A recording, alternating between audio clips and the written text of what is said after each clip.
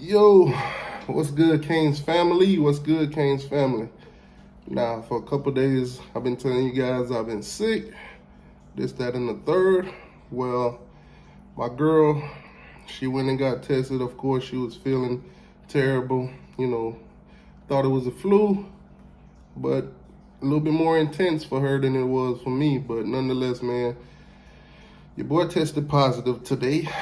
Went to the doctor, got tested, positive, COVID-19. Now, I must say, I don't know how people feel about this, but it hit me different than it hit some other people, so I don't speak for everybody when I talk about this, but COVID-19, as you guys been seeing, bowl games and everything like that, been getting canceled, stuff like that. Our team's not playing in our own bowl game because of COVID-19. I'm at home, COVID-19. It is what it is. Now, Mario Cristobal, from what I'm hearing, he got this winter workout regimen that he got for all the players. All players on the team are going to have to participate. It's time to get developed. It's time to put in work. All the lazy ones, they about to depart. All the ones that can't take it, all the ones that's being babied, when you're not at school and you're not being monitored and stuff like that during workouts and stuff like that, the ones that normally lollygag, those are the ones that you're going to see that start kicking the bucket.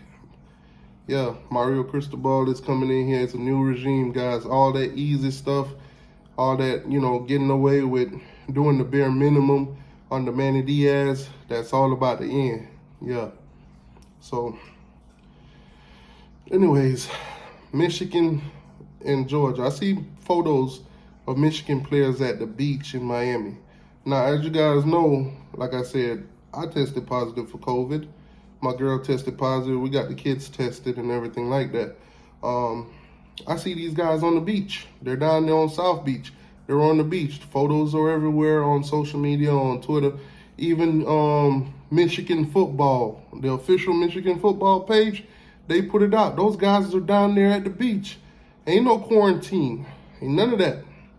So, you do know they play the Georgia Bulldogs on Friday. So we're going to see how that turned out.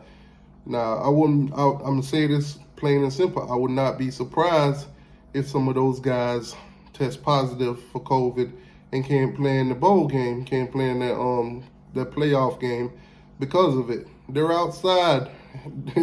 They're outside. They're in the beach. They're in the water, shirts off, everybody around each other. And the beach ain't closed off the Michigan players. There's everybody out there. Half of them probably, got symptoms of COVID or even got the virus and don't even know it because they haven't been hit with nothing yet. So it is what it is. So I don't know whose idea it was, but hey, have fun now. Let's just hope, and I do say hope and pray that, none of y'all don't catch COVID or anything like that, because I do want to watch that game, and I do want it to be a fair game. I don't want Georgia to have an advantage. I don't want Michigan to have a disadvantage either. So it is what it is, man. But Mario Cristobal, man, he's already making his footsteps. Now, if you know a little bit about college football, then it's a certain amount of time that the coaches and the position coaches, can put in with the players when it comes to workout, when it comes to, practices and all that stuff. They only get a certain amount of hours a week. They could do that. But, hey, the system, they make these systems, but they're not, there's clause and there's loopholes in them that, hey, I might not be able to monitor you and make you work out the way I want you to work out when you're not under my supervision. But I can also place people around you that are not in those key positions to be penalized to make sure and watch and take notes of what it is that you're doing. So, basically the Nick Saban approach. Guys know Mario Cristobal is a disciple of Nick Saban. He worked under him, this, that, and the third. So I'm pretty sure he saw that what Nick Saban does is working. Clearly it's working. I mean, they winning championship. They look different on the field. Half the time, you know, those guys look like freaking Greek gods amongst men when they play against other teams. It is what it is. So to install that at Miami, I think it's a great look. Now, some other names, I think Chud, Alonzo Highsmith, those names been running around and stuff like that. So we'll see what role they'll have to play in the Miami Hurricanes, you know, football program. Pretty sure that'll come out pretty soon. A lot more coaching and analysts and all that good stuff will start popping up soon too. So you guys will start seeing those. Yeah, man, but you know, this COVID-19 thing ain't no joke, bro. Now, I must say for me, COVID-19, it ain't shit. It ain't shit. But I don't speak for everybody. It ain't shit. I was sick for like 2 days or so, you know, and I'm gonna tell you guys what I did, and I'm not saying it's gonna work for you guys. I'm not saying it, you know, I'm not a doctor. I'm making that clear right now. Nothing that I tell you to do right now might work for you. It might do. I'm not a doctor. I'm not a physician. I'm not giving you advice. But if you do what I say, that's up to you. But basically, I sunbathed. The sun was hot as hell. You know it's Florida. I went outside, took my shirt off, and laid out there, covered my face or whatever, and just let the sun basically take its course. When I got done, I turned around, let the sun beat on my back, beat on my chest. I was out there for a good 30 minutes or so. So about 15 minutes in the front, 15 minutes in the back. And then, yeah, went back inside my house, felt energized. Also, sore throat. I had sore throat for like a day and a half. Basically, what I do is I drank soup 3 times that day. Breakfast, lunch, and dinner. I drank soup.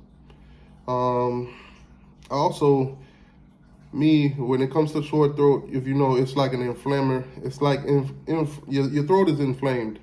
So instead of drinking a whole bunch of cold stuff and getting all filled up on liquid real fast, what I did was I got a cup of ice, a huge cup of ice, and I ate the ice. And you know, when you swallow the shit, basically it cools down that area, and it takes a lot longer for you to feel full, other than sitting there drinking bottles of water on top of water.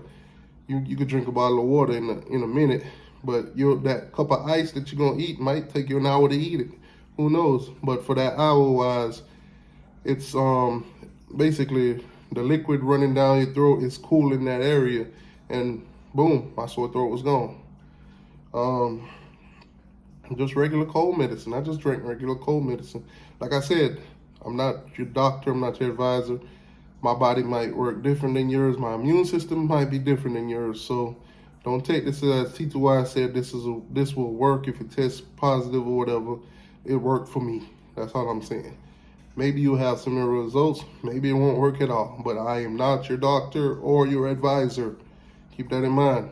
Right now, I'm in the stage of basically waiting for the little bit of cold that I do have left to go away.